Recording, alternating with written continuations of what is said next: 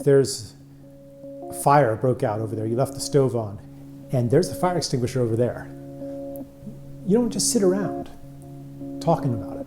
You get up, you grab that fire extinguisher, and you go put out the fire.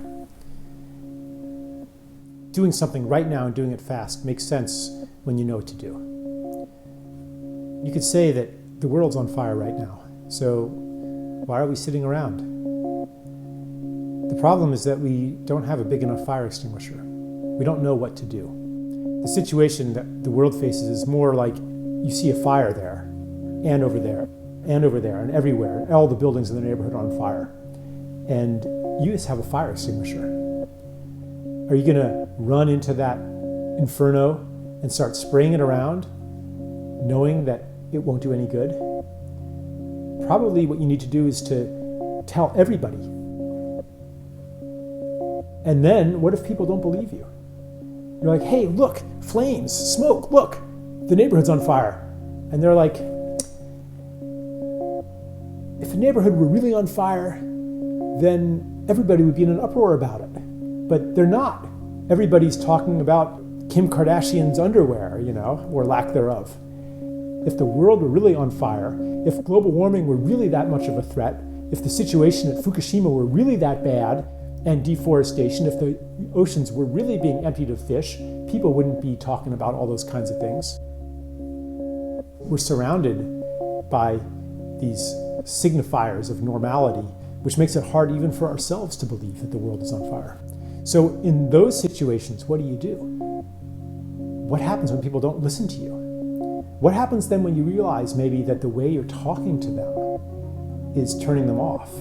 Like maybe there's something inside of you.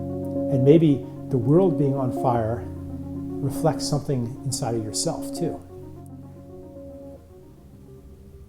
So then you are called to do spiritual work, maybe, to do work on the level of relationship, the level of communication. Sometimes we realize that all of the things that we've been doing are just contributing to the problem.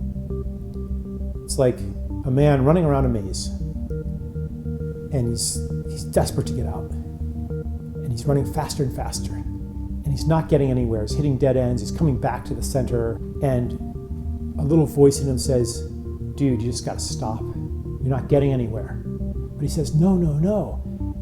If I stop, I'll never get out, because I'm only going to get out if I use my feet.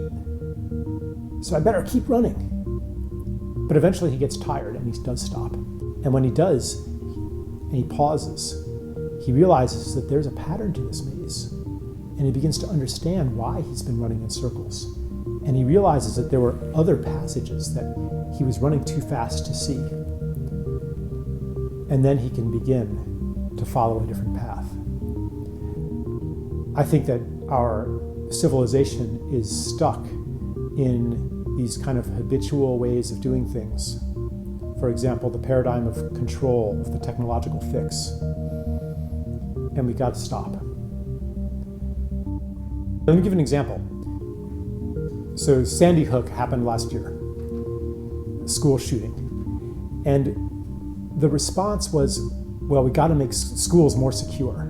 And people, should we do that with just more sophisticated locks? Should we have more metal detectors, security guards, arm the teachers, gun control? Like the solution to this, what looked like a failure of control, was even more control. Now, in fact, this school already had way more security than any school had when I was in school. When I was in school, all the doors were open. Anyone from the community could walk in and out. How do we make them more secure? I mean, you know where we're headed. We're headed toward metal detectors and security screenings in every public building. Even if every building has that, we still won't be safe. There's a saying in Chinese about measures like that. They stop the gentleman, but not the thief. So maybe we need to stop for a minute. And when we do, a pattern emerges and a new passageway, which could be, let's open up the school completely, perhaps. Let's try trust.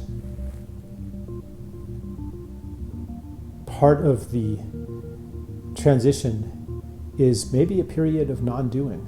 a period of latency, a period of stepping into the mystery and letting go of our habitual responses to things.